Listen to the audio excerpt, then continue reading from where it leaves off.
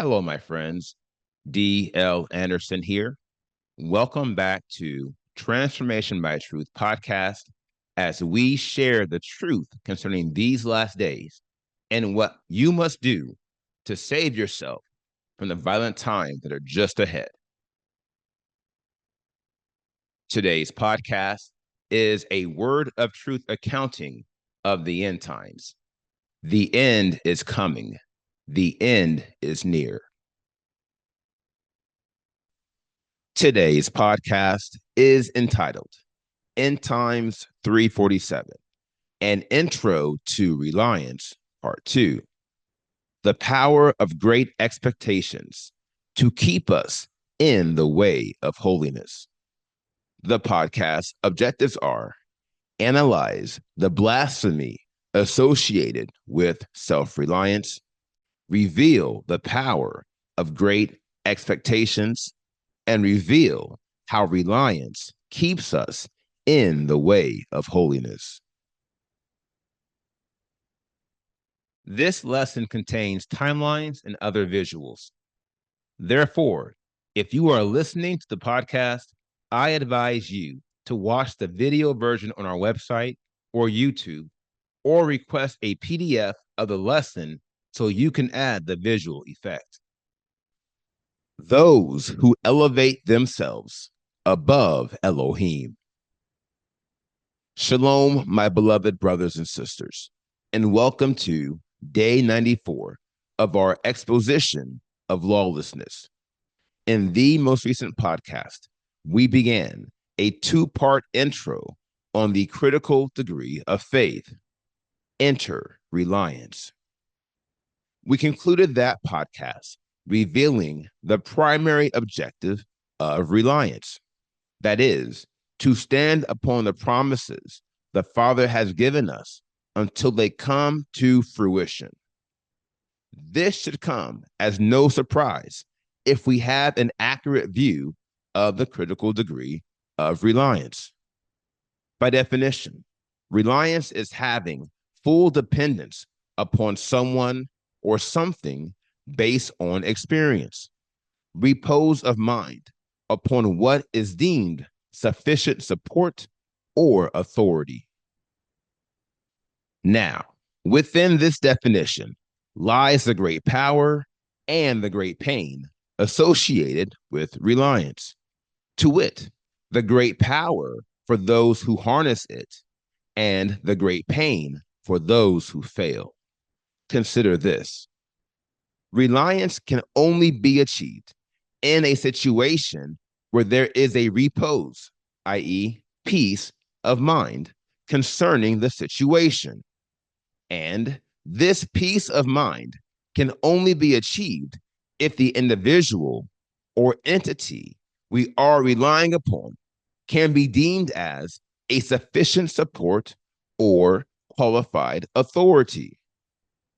Here lies the inflection, the danger, and the problem. And it is such an immense danger and a huge problem that I will offer it as another inflection point.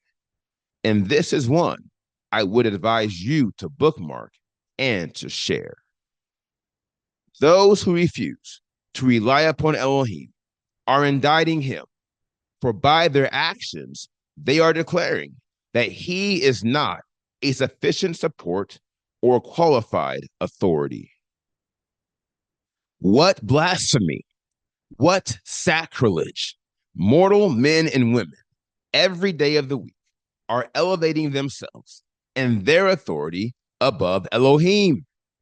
And before you think to say to yourself, I would never do that, hear me carefully as I say, we've all done it. Nonetheless, I believe most honest believers have done it unknowingly. And yet, it doesn't matter if you have blasphemed the Most High unknowingly. It is yet a sin, and you must seek forgiveness. Not only this, but you must take the necessary steps to ensure you don't travel this irreligious path again. That is the path where you adopt the vanity, and the gall to suggest you know more than the Most High, and somehow your way is best. Great expectations yield great results. Now, the key to understanding how many have given themselves to blasphemy via self reliance begins with understanding a crucial factor in all of our lives, a factor which becomes front and center during our quest for holiness, perfection, and everlasting life. Enter expectations. It goes without saying that our expectations are not aligned with the Father's will at the beginning of our quest. Therefore, our expectations must evolve early and often. And the primary degree of holiness designed to facilitate this evolution is quite naturally reliance. More often than not, our expectations are too high, for we know the power of Elohim from our study of the scriptures, and we expect to see his power manifested in our lives, and we most certainly should. And yet, there is a catch. Consider this: the amazing works, miracles, and displays of power throughout the scriptures did not come out of thin air. Neither were they by the will of man. Quite the contrary, they were the will of Elohim. Not only do we often fail to appreciate this fact, but we also fail to appreciate the awesome measures of power and authority behind these amazing events. To wit, the awesome measures of faith these individuals had in Yahuwah, their mighty one. If you recall, we touched on this topic in a prior podcast. In End Times 293, The Truth About the Great Tribulation, Part 3, which was posted on June 21st, 2024, I called out the blasphemy of those within the dying nation of Israel who claim to serve Elohim, and yet they persistently doubt him. And in doing so, these false believers have oft unknowingly created false gods. This speaks to the critical role that our expectations play in our spiritual lives. Consider this and be advised. Your expectations in your mighty one, i.e., God, define how mighty he or it is in your life. The key phrase in this line is in your life, a matter which is important to grasp as children of Elohim. Along these lines, I affirm that the false believers in our midst neither perceive nor experience any reckonable measure of divine power in their lives. This lack is attributed to a lack of faith above every other spiritual deficit. For faith is the instigation of power, and as reliance is the key to unlocking the power of faith, we will never experience said power if we are not wholly reliant upon the Most High Elohim. Hebrews 11:6 is revealing, but without faith, it is impossible to please him. For he who comes to Elohim must believe that he is, and that he is a rewarder of those who diligently seek him. This verse clearly reveals why the Father oftentimes does not answer our prayers. It is because we are offering up prayers without the corresponding allotment of faith required to accomplish them. Here lies the inflection, and I advise you to consider it carefully.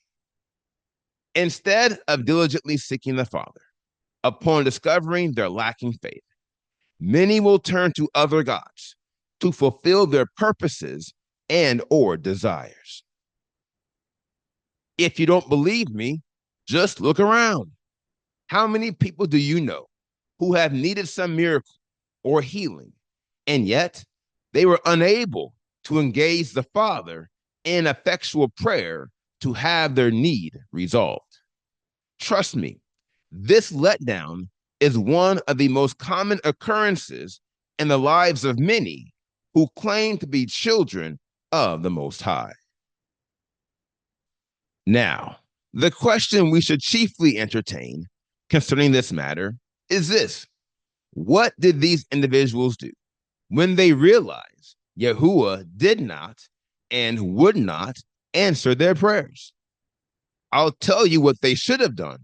Vis-a-vis, they should have gone back to the drawing board to determine the root cause of their letdown.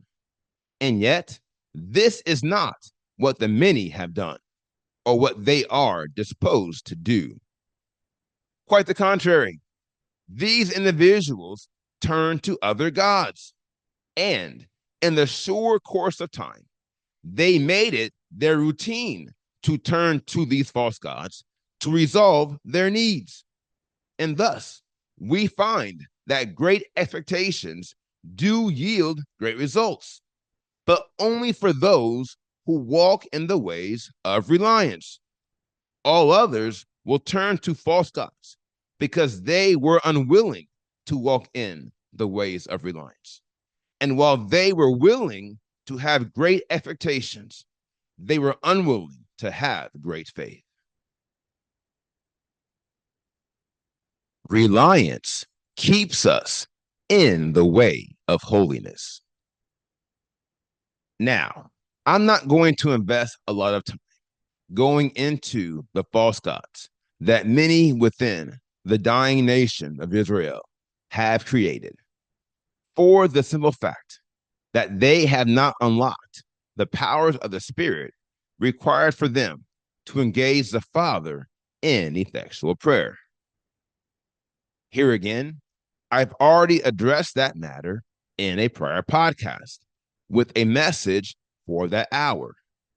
The message for this hour is centered on the role reliance plays in preventing us from turning to other gods to resolve our needs. And that's the key, my friends. Vis-a-vis, in this scenario, these individuals are turning to other gods in the forms of doctors, medicine, drugs, technology, significant others, etc. To resolve needs these other gods are not spiritually designed or able to resolve. True, these individuals who turn to other gods may at times achieve some measure of relief. And yet, this relief is always physical in nature, and it is in no wise permanent. This is a crucial fault, which brings us to our next interest point. Since all of man's physics can be traced back to an original point of spirit, there will always be a division within him, which remains unresolved when he seeks healing or any manner of restoration outside of his Creator and the way of holiness. This reality speaks to a critical aspect of reliance, to wit, reliance as a critical degree of faith plays a large role in keeping us in the way of holiness. Here is how. If we are always reliant upon the Father, there will be no reason for us to ever migrate outside of the way of holiness. And because our expectations are aligned with His will, we will never be tempted to take a false step onto any other path, even during those stretches of our quest when it feels as if we are traveling in the dark. Now, this inflection point speaks to the life or death, sink or swim nature of our pursuit of holiness. To wit, you cannot go backwards and you cannot stand still. The only way forward is forward. The only way up is up. And the only way you will reach your destination is by maintaining great expectations in the Father and fighting the good fight of faith. And you will discover there is nothing he can't do. All you have to do is wait on him. And always remember, those who wait on Yahuwah shall renew their strength. They shall mount up with wings as eagles. They shall run and not be weary, and they shall walk and not faint. Now, here is the final word. We follow the path where saints have trod and found there is no other God. Despite this fact, we live in a world filled with false mighty ones and fake gods. Don't be discouraged or led astray by this matter, for I have clearly proven that the gods we serve reflect the measures of our expectations and the quality of our faith. And thus, the quality of your life and where you will spend eternity is no great mystery. Brothers and sisters, we know the power of your God is equal to the power of your faith. And according to your faith, be it so. Now, here is today's assignment. Meditate on the word you have heard today. And as always, ask the Father to reveal the truth to you. For the children of Elohim live by conviction. And if he has not convicted you, or if you had not heard him concerning these matters, you should pray until you do. Today, I want you to meditate on all the needs you have in your life. You should also meditate on the needs of those who are closest to you within the renewed nation of Israel. Now, meditate on all the ways you are relying upon Yahuwah to resolve these needs. In doing so, also meditate on the role that hope and trust are playing in this process, remembering how reliance is dependent upon these degrees of faith. And thus, where there is no hope nor trust, there can be no reliance. Should you see opportunities to increase your hope and or trust, do so. And please reach out to a spiritual advisor or leader if you have any questions or need any help at all.